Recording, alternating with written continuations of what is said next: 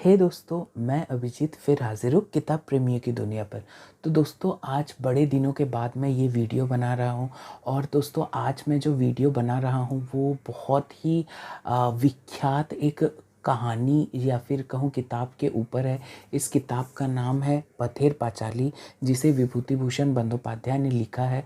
और ये किताब बहुत ही ज़्यादा विख्यात है बांग्ला साहित्य में। तो दोस्तों, चलिए आज का वीडियो शुरू करते हैं।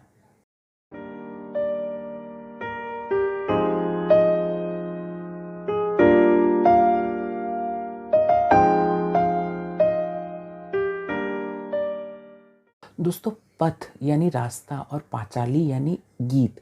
तो रास्ते की गीत इस कहानी का शीर्षक है या फिर इस किताब का शीर्षक है, और इसे विभूति भूषण बंदोपाध्याय ने लिखा है।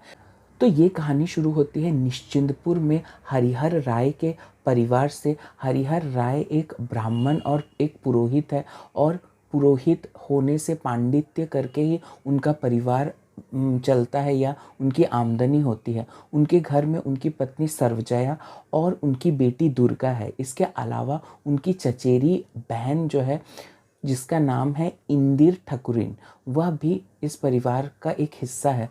मगर सर्वजया जो है इंदिर ठकुरिन से चिढ़ती रहती है, क्योंकि उनके घर का आय बहुत कम है। और इंदिर जो है थोड़ी चटोरी रहती है, खाना छुपाकर अपने पास रखती है और खुद भी खाती है, थोड़ा सा दुर्गा को भी देती है।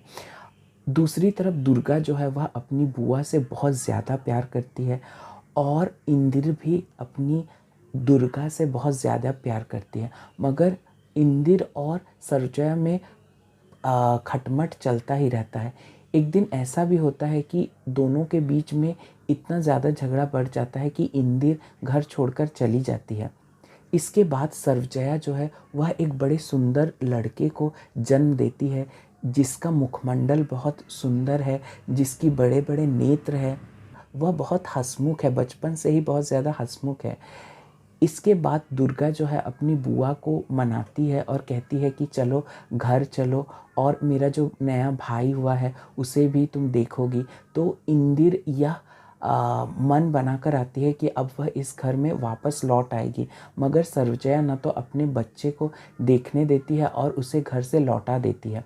इंदिर इतनी कड़ी धूप में धान खेत को पार करके आई थी, और कड़ी धूप में जब वापस लौटती रहती है तो वहीं पर उसका देहांत हो जाता है। 5 साल बीत जाता है और अपू अब 5 वर्ष का है। अपू बहुत ही प्यारा और केवल सुंदर ही नहीं बल्कि सुबोध बालक भी है, और वह अपनी दीदी दुर्गा को बहुत ज़्यादा प्यार करता है। तो दूसरी तरफ दुर्गा भी उसे बहुत ज़्यादा प्यार करती है। उसके लिए फल तोड़कर लाती है। दुर्गा ज़्यादातर समय वन जंगल में ही बिताती है और वहाँ से फल तोड़कर लाती है, खुद भी खाती है, अपू को भी खिलाती है। और इस कहानी में जो सबसे ज़्यादा मुझे अच्छा लगा वह एक भाई और बहन का जो संबंध है, क्योंकि मेरी भी एक दीदी है, और एक भाई और बहन में झगड़ा भी होता है, प्यार भी रहता है, कुछ ऐसे रहस्य भी है जो कि माता पिता से वह छुपा कर रखते हैं। तो एक बहुत अलग ही बॉन्डिंग आपको देखने को मिलती है, और इस कहानी में भी आपको वही बॉन्डिंग देखने को मिलेगी। बहुत ही बेहतरीन तरीके से एक भाई और बहन की जो ये बॉन्डिंग दिखाई गई है इस कहानी में। इसके अलावा जो उनकी माँ है, तो क्योंकि ये कहानी 1910 की है, यानी स्वतंत्रता से भी पूर्व की है, और कहीं ना कहीं उस समय जो ग्रामीण समाज था, गांव के लोग थे, कुछ लोग यानी गांव में उनके जो रिश्तेदार थे वह उनसे झगड़ने आते थे, लेकिन कुछ ऐसे आस पड़ोस के लोग भी थे जो कि उनकी मदद के समय भी आते थे।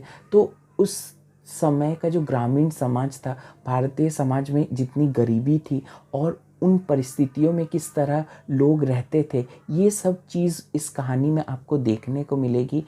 और ये जो सर्वजया है, सर्वजया एक गृहवधू है, और यानी हाउसवाइफ है, और वह एक गृहवधू होने के कारण अपने पुत्र और पुत्री को बहुत ज़्यादा प्यार करती है। वह चाहती है कि उसकी पुत्री दुर्गा का एक अच्छे परिवार में शादी हो, तो दूसरे तरफ उसका जो पुत्र है वह उसे अच्छा खाना पहनना आदि मिले, क्योंकि वह बहुत गरीब है। मगर यह तो एक आशा है, क्या यह आशा उनकी पूरी होती है? इसके अलावा जो हरिहर राय है, वह क्योंकि एक पुरोहित है, उन्हें कई दिनों तक या कई महीनों तक बाहर रहना पड़ता है।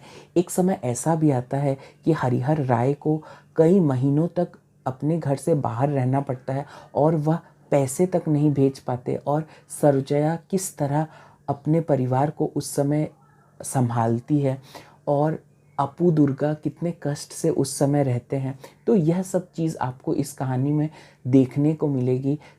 अंत तक आते आते आपको देखने को मिलेगा कि अपू जो है अपने अच्छे जीवन के लिए, जीवन यापन के लिए वह बनारस जाता है। तो ऐसा क्या होता है जिस कारण उसे निश्चिंतपुर, जहाँ कि वह पला बड़ा है, वह छोड़कर बनारस जाना पड़ता है, और क्या उस गांव में वह लौट कर वापस आते हैं या फिर उस परिवार का क्या होता है?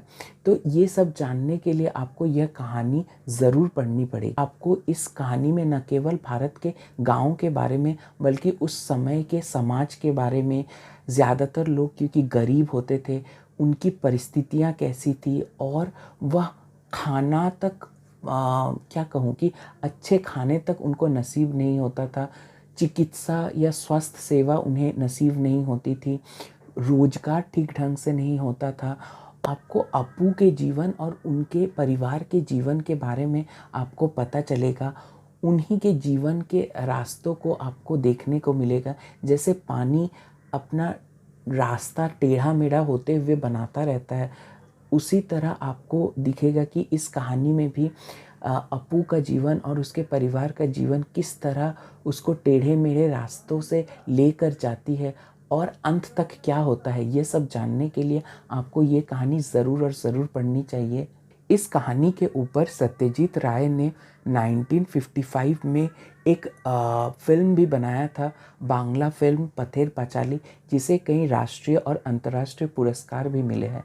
और ये कहानी इतनी क्या कहूँ यथार्थवादी है, या इतनी सच्चाई इस कहानी में आपको देखने को मिलेगी कि आपको लगेगा कि कभी कभी वो तो मैं ही हूँ।